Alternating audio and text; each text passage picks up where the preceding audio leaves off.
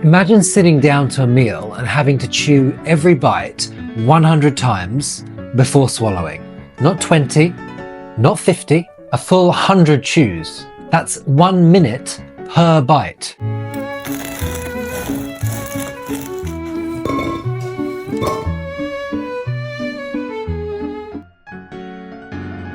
That means if you're eating a plate of food with 30 bites, you're going to be chewing for, what, half an hour? More. Sounds ridiculous, right? Well, for some Victorians, this wasn't just a suggestion, this was a health rule. A rule so strict that people believed that if you didn't follow it, you weren't just being unhealthy, you were wasting food, damaging your body, and even lowering your intelligence. And this wasn't some fringe idea. Some of the richest and most powerful people in the world, including John D. Rockefeller, Thomas Edison, and Henry James, took this seriously. Imagine Rockefeller, a man controlling 90% of America's oil industry, sitting down to dinner and chewing his steak for 10 straight minutes. But why? What made them think that turning their food into liquid before swallowing was the secret to long life and success? And was there actually any truth to it? This is the story of Fletcherizing, the Victorian chewing obsession that took over high society, promising better digestion, weight loss, and even higher intelligence. But did it actually work? Or was it just another bizarre 19th century diet fad? So who started this chewing obsession? Meet Horace Fletcher, a man who managed to become one of the most famous health gurus of his time, without actually being a scientist or nutritionist. He was just a guy with a theory and a lot of confidence. Remind you of anybody? Born in 1849, Fletcher wasn't some eccentric living on the fringes of society. He was a businessman. But like many Victorians, he became obsessed with the idea of self-improvement, especially when it came to health. And one day he decided that the real key to health wasn't what you ate, but how long you chewed it. His idea was simple. Chew your food over and over and over until it turned into liquid. And only then were you allowed to swallow it. But if, after chewing, there was still solid matter left in your mouth, spit it out. That's right, he didn't just believe in chewing, he believed in rejecting anything your saliva hadn't dissolved. Which means that, theoretically, if a steak didn't fully liquefy in your mouth, you were supposed to spit it out, like wine at a tasting. And Fletcher wasn't just doing this for his own amusement. He truly believed that failure to chew properly led to disease, wasted food, and even a wasted life. His motto? Nature will castigate those who don't masticate. Yep, that was his actual slogan. And the best part, people believed him. Not just everyday Victorians, his ideas were picked up by scientists, doctors, and some of the most powerful people in the world. Now, before we start thinking Fletcher was just some lone crank, let's put this into context. Because Victorians were obsessed with health trends. And I don't mean reasonable things like eat your vegetables. Full-blown, bizarre, completely unscientific fads that swept through society like wildfire.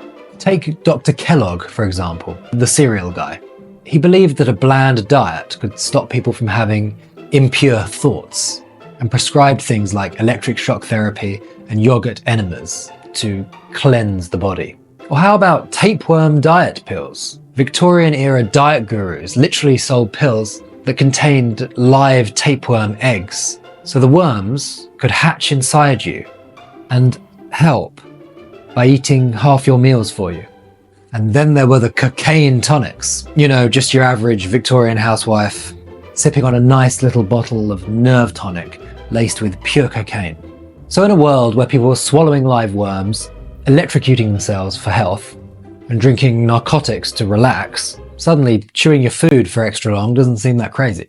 And Fletcher was good at marketing himself. He wasn't just saying, chew your food more. He was saying, if you don't, you're throwing away your health, your money, and your very life force. And let's be honest, some of his ideas did sound logical. Doctors at the time believed that digestion started in the mouth, and if food wasn't properly broken down before reaching the stomach, it could cause all sorts of issues. Fletcher took that logic and pushed it to the extreme. He claimed that chewing not only helped digestion, but could actually prevent disease. improve your mood, and make you even smarter. And to prove it, he did what every good health guru does. He experimented on himself. He documented everything he ate, how many times he chewed it, and how he felt afterward.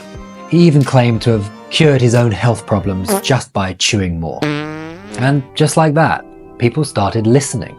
Not just everyday Victorians, doctors, scientists, the wealthy elite.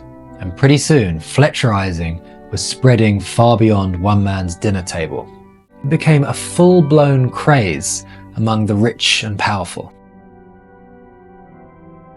One of the biggest names? John D. Rockefeller, the richest man in history, controlling 90% of America's oil industry, sitting down at dinner and chewing his steak 100 times per bite. Just imagine the power moves at those business lunches. One guy asks about a new deal.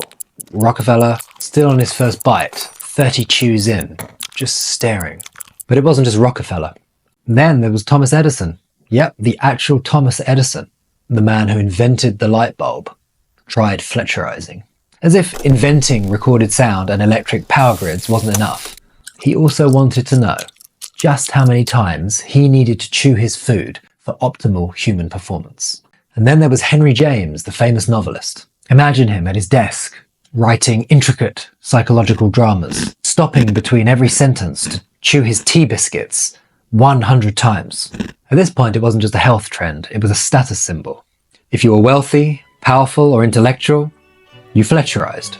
It was a sign you were refined, disciplined, and somehow superior.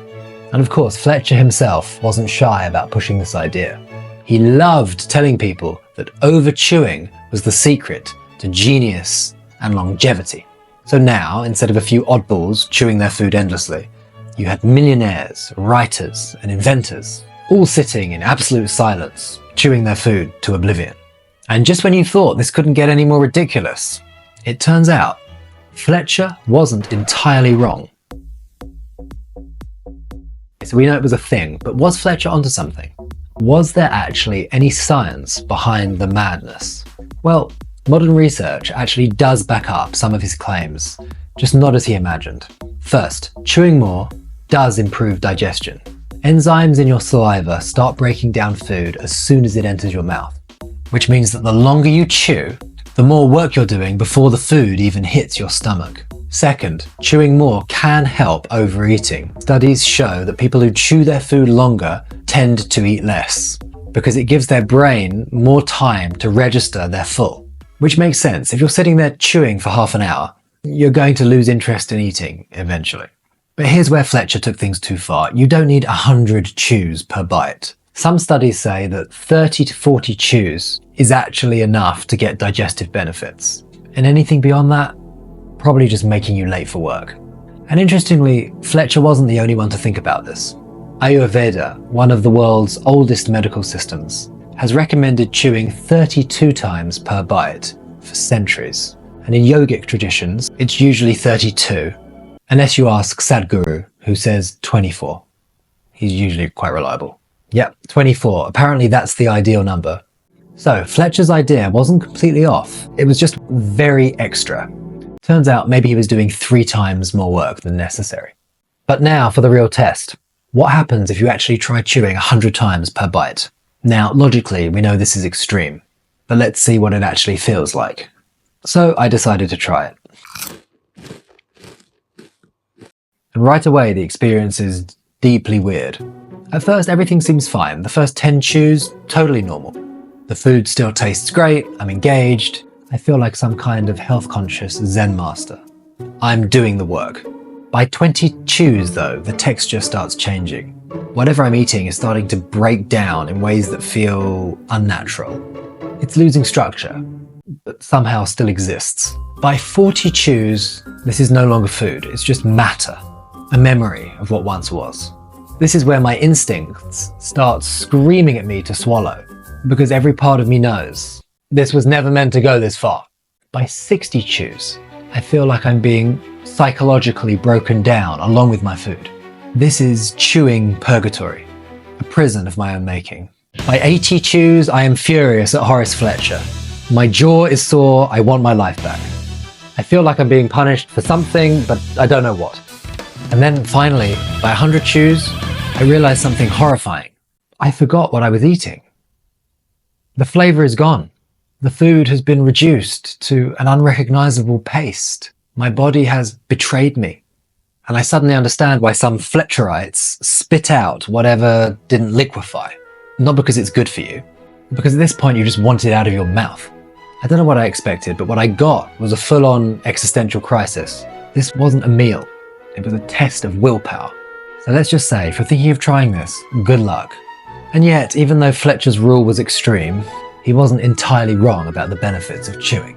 But there's a difference between chewing mindfully and chewing until you forget who you are. So let's talk about what we can actually take from all of this. In the end, was Fletcherizing a health revolution or just Victorian madness? Honestly, a little of both. Chewing properly does help digestion.